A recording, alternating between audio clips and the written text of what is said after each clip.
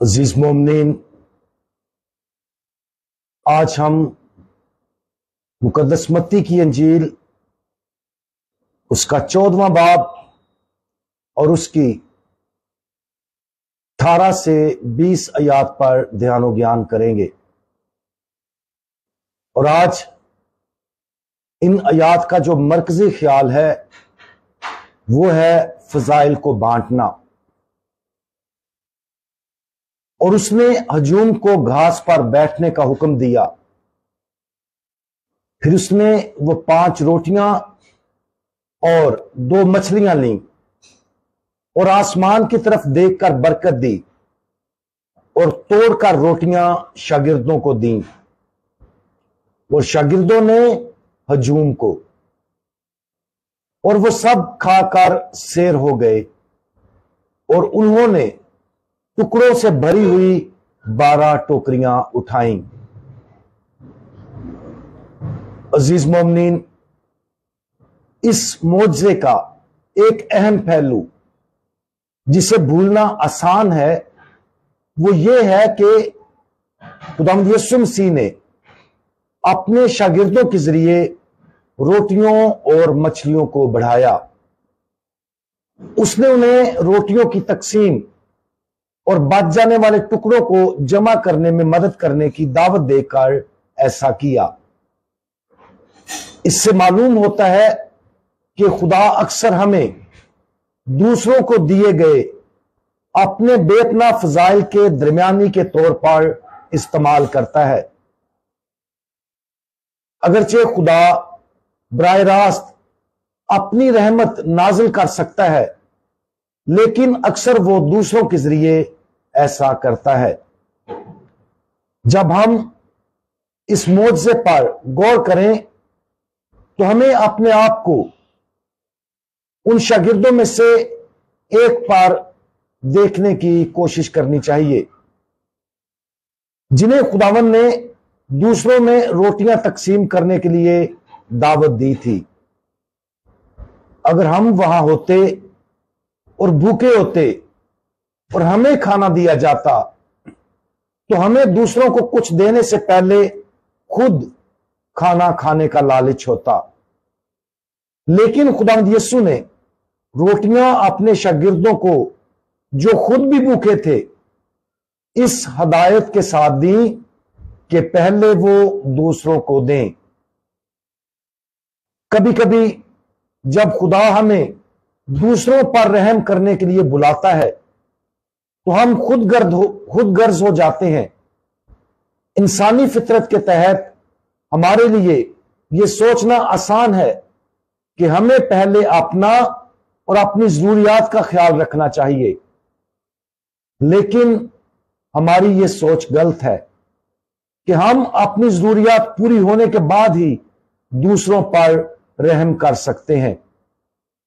تصور کریں اگر یسوع کی طرف سے کھانا حاصل کرنے کے بعد شاگردوں نے یہ فیصلہ کیا ہوتا کہ وہ پہلے اس میں سے کھائیں اور پھر اگر اس میں سے کچھ بچ جائے تو وہ دوسروں کو دے دیں۔ اس کے برعکس شاگردوں کو ملا تھا، انہوں نے پہلے دوسروں کے ساتھ بانٹنے کو ترجیح دی۔ روحانی طور پر ہمارے ساتھ بھی ایسا ہی ہونا چاہیے۔ جب ہمیں اپنے خدا باپ کی طرف سے روحانی غذا ملتی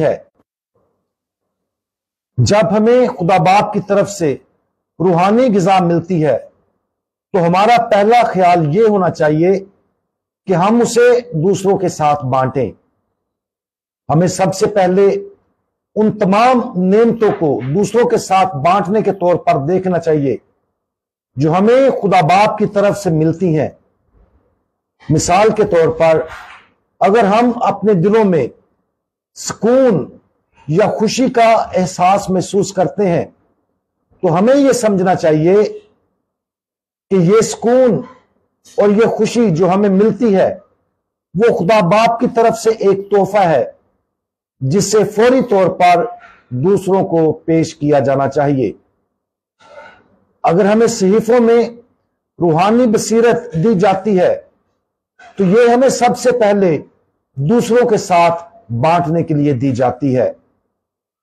खुदा बाप की तरफ से हमें मिलने वाला हर तोहफा हम ये समझकर हासिल करें कि ये खुदाई तोहफा हमने फौरन दूसरों के साथ बांटना है, क्योंकि लिखा है कि दो तो तुम्हें दिया जाएगा। दूसरों के साथ बांटने से खुदा बाप और भी ज्यादा भरपूरी के साथ अपने फजाइल हम पर नाजिल करते हैं, इतने ज्यादा कि हम आसमानी फजाइल और नेमतों से माला माल हो जाते हैं। आज शागिर्दों के अमल पर गौर करें। जब खुदावंद में खाना खाने के लिए देते हैं तो वो फौरन दूसरों को दे देते हैं। अपने आप को इस मोजज़े में देखें और रोटी को खुदा बाप की तरफ से मिलने वाले हर फजल की इलामत के तौर पर देखें। आपको क्या मिला है जो खुदा चाहता है कि आप दूसरों में तकसीम करें?